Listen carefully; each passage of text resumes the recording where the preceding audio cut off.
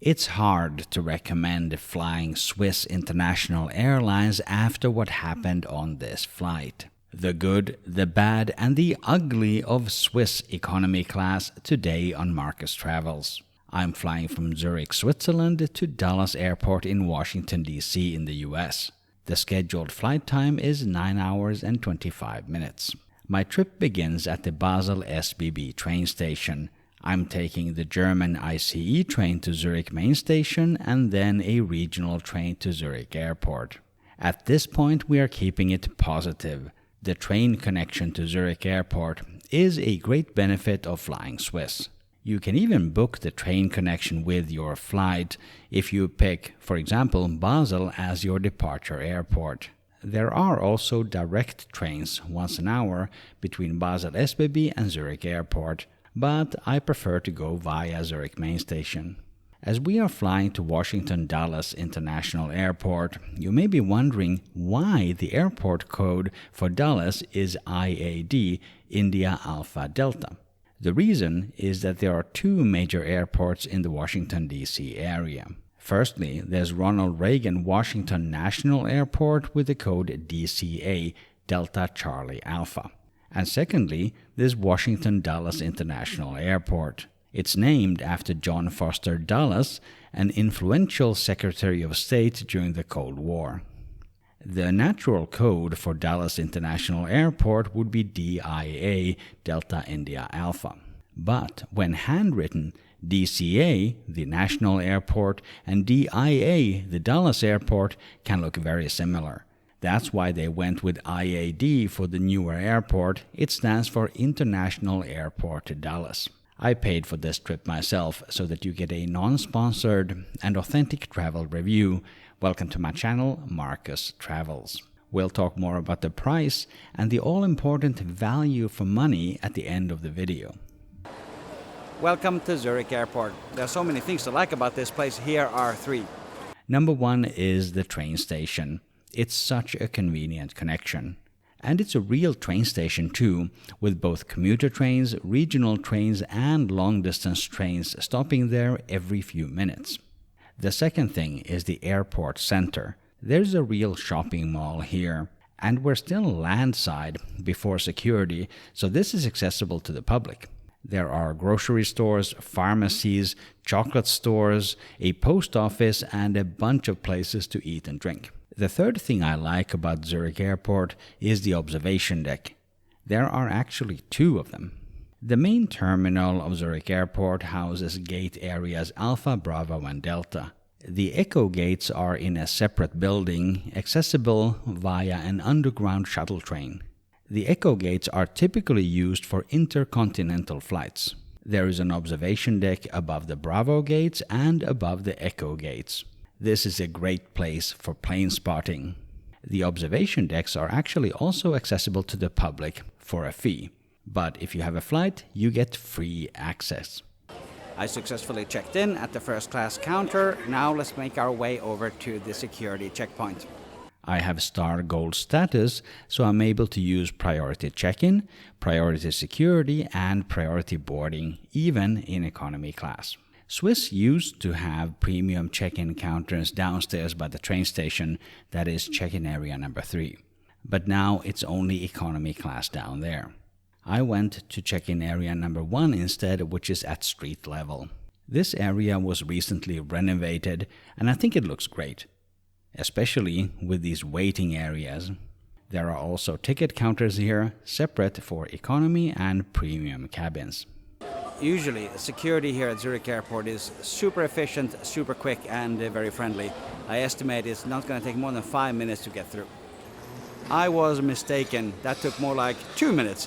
There was literally no line at the fast track security. Apparently our flight to Washington today is going to depart from gate Delta 25, which I find highly unusual. Usually all the US-bound flights depart from the Echo gates, which is a separate terminal on the other side of the runway area.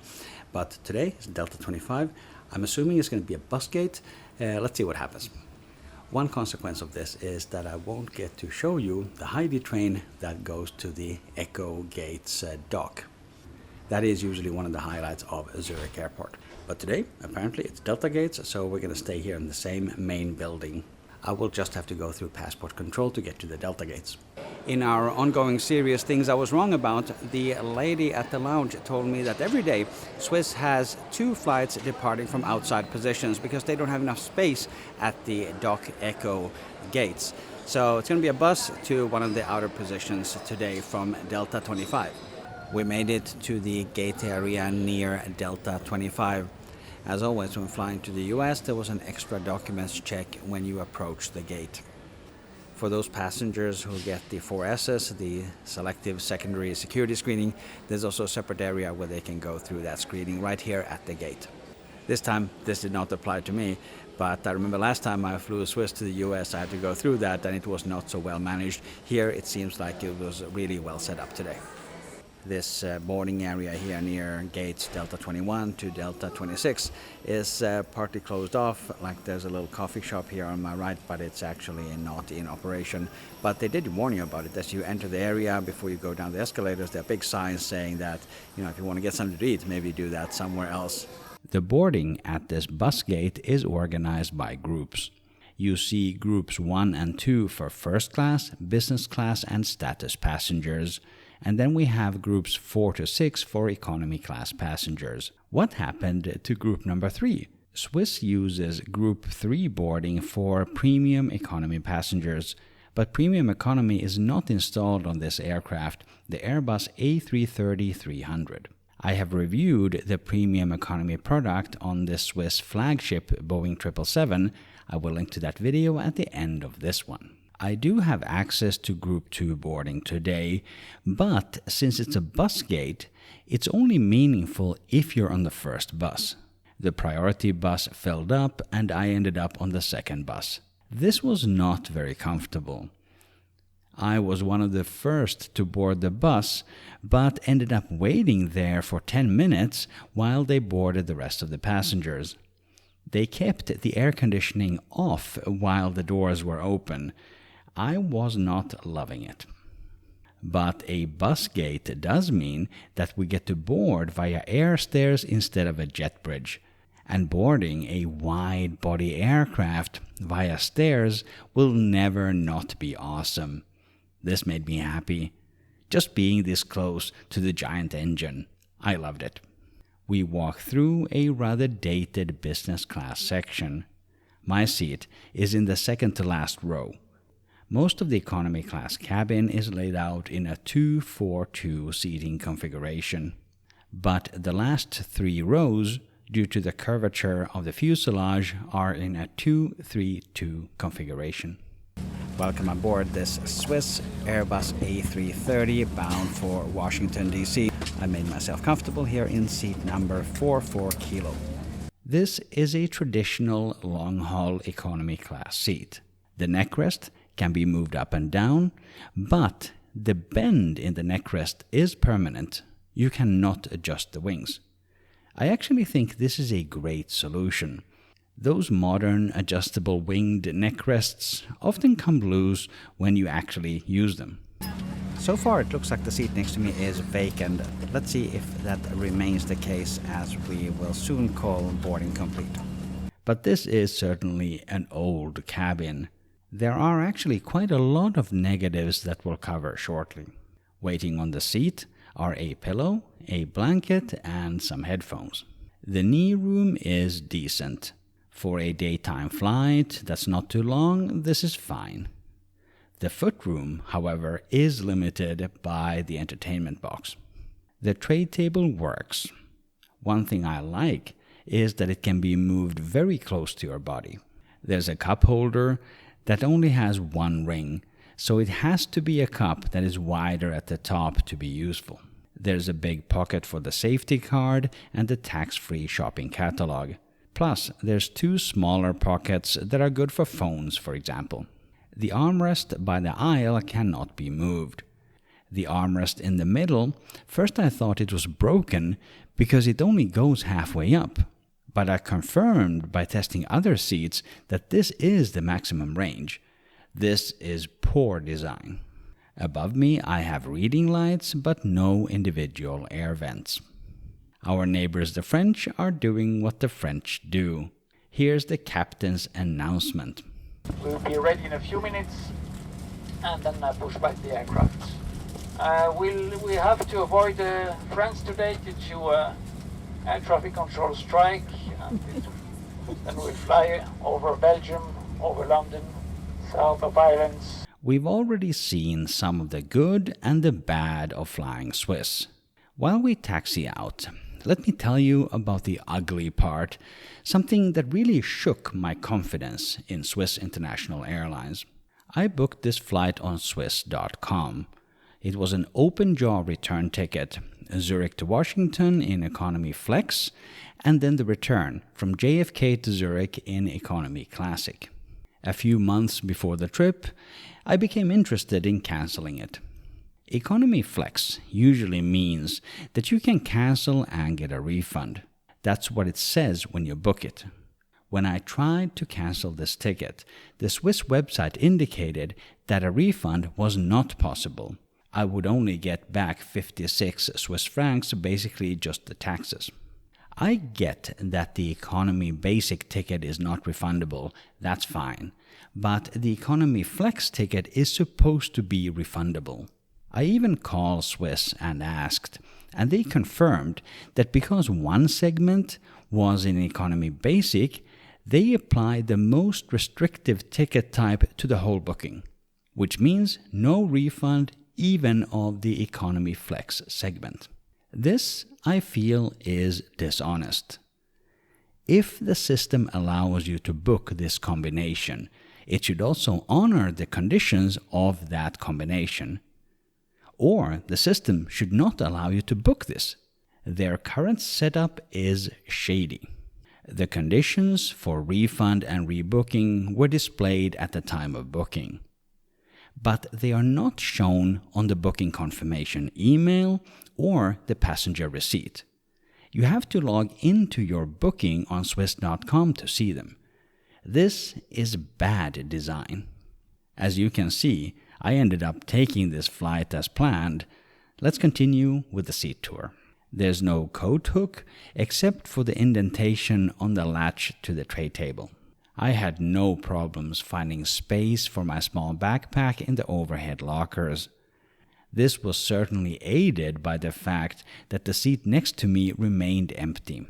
Also on the return flight, I had an empty seat next to me. The extra space made the flights much more comfortable.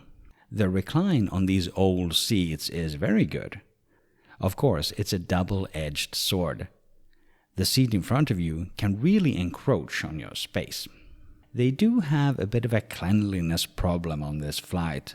The aisle seat here looks real nasty. I actually ended up sitting there due to an in-flight entertainment system issue that we'll discuss after the meal. The economy ticket includes food and drink with and without alcohol. The meal service started with a cup of cheese cubes. This was a nice change from the nuts you usually get, and which we did get on the return flight. The cheese was followed by drinks. There were two choices for the main course. I picked the beef, which was a kind of meatloaf. It came with a yummy salad, a dessert, and a block of cheese. I can barely see the inscription on my photo, but I think this is Appenzeller cheese. The departure from Zurich was at 12:50. I got my meal at 15:07, more than 2 hours into the flight. I am happy that I ate in the lounge. On many airlines, the crew will pass by with drinks or snacks throughout the flight. The Swiss crew did not. You really only saw them during the meal service. To get an extra drink later on, I just popped my head into the galley at the rear of the aircraft. If you're getting value from the video, please hit the like button. Thank you for doing that. The in-flight entertainment system is old, with a tiny screen that tilts to compensate for the seat recline. The headphones are cheap earbuds that would not stay put in my ears. The first pair that I tried, only one channel worked, even when I tried the system on the aisle seat next to me. The second pair I tried, once again only one channel worked. but when I moved to the aisle seat, I got sound in both ears, so I stayed in that seat. The remote for the in-flight entertainment system is in the armrest.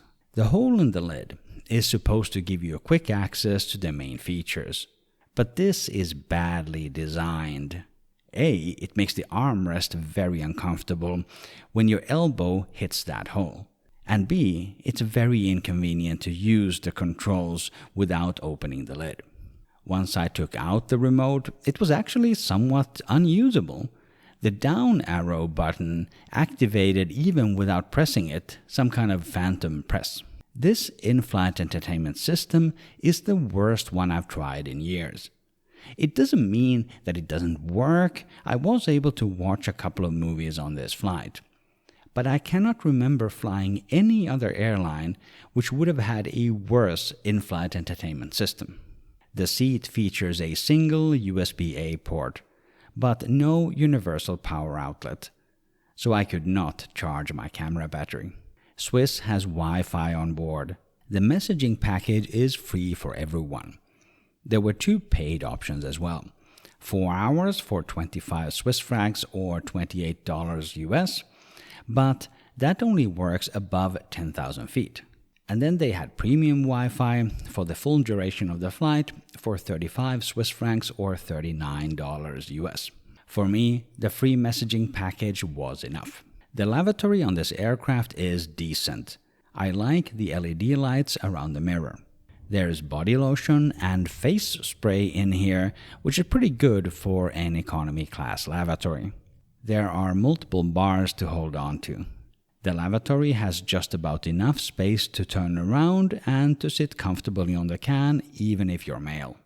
You might think that the red button on the faucet would turn the water warm, but it did not. Towards the end of the flight, the lavatory ran out of toilet paper. I got the impression that the crew did not service the lavatory during the flight. This is poor. Before arrival, we got a pre-landing snack. This was a potato salad and a little dessert served in a bento box with paper cutlery, plus a slice of bread. After the meal, the crew handed out hot towels. They were moist, but there was no scent to them. At the very end, we also got the traditional Swiss milk chocolate bar. One nice thing about the service on board was that every time the seatbelt signs came on due to turbulence, the crew did not make an announcement asking everyone to fasten their seatbelts. I guess they just assumed that everybody's a grown-up and can read the signs. This kept disruptions to a minimum. We have begun our descent into Washington Dallas Airport and should be on the ground in around 30 minutes. After we land, we're going to see one of the unique aspects of Washington Dallas Airport. We'll end up at a gate that is not connected to the terminal. Then we'll take a so-called mobile lounge to the terminal. It's basically a bus on stilts that can change its height. This process was not well managed. We ended up standing in the non-air-conditioned jet bridge for 10 minutes waiting for a shuttle. I will give you my recommendation about Swiss in just a moment. If you got value from this video, there's many things that you can do to support my channel, Markus Travels. For example, you can book me as a keynote speaker. I have a great keynote called Leadership Lessons from the Comedy Club. Based on doing stand-up comedy for almost 10 years, I share some communication tips that they don't teach you in a traditional presentation skills workshop. Learn more at markuspresents.com or use the link in the description. Now we come to the price and the value for money. I booked an open-jaw return ticket in economy class from Zurich to Washington, D.C., and then from New York JFK back to Zurich. The price I paid was 1,010 Swiss francs, which is about $1,300 US. I could have gotten it cheaper if I had booked one of the more restrictive fares like Economy Light. As I mentioned during takeoff, I got the price of a flexible ticket, but none of the actual benefits. This is incredibly poor practice by Swiss and definitely does not represent good value. Swiss sold me something that they did not deliver. This is the ugly part. Also consider that the last time I flew premium economy on Swiss from Zurich to Chicago and back, I only paid 1,149 Swiss francs. That's just over 100 francs more for a much better cabin.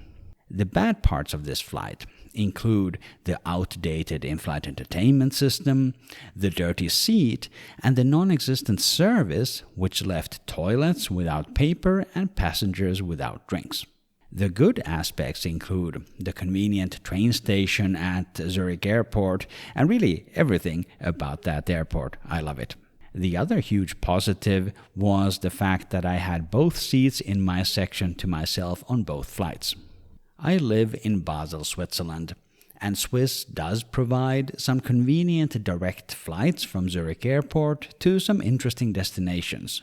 I fly Swiss a lot, and on a base level I like them. But based on the experience on this flight, it's difficult to recommend Swiss to anyone else. The ticketing policy is a borderline scam. And the onboard product, well, you can get a more modern product with many other European airlines. Swiss does have a pretty good premium economy product though. Click or tap the screen right here to watch my full review. That one is on their newer aircraft, the Boeing 777, so check out that video now. Thank you very much for watching. Markus Travels, and I will see you in the next one.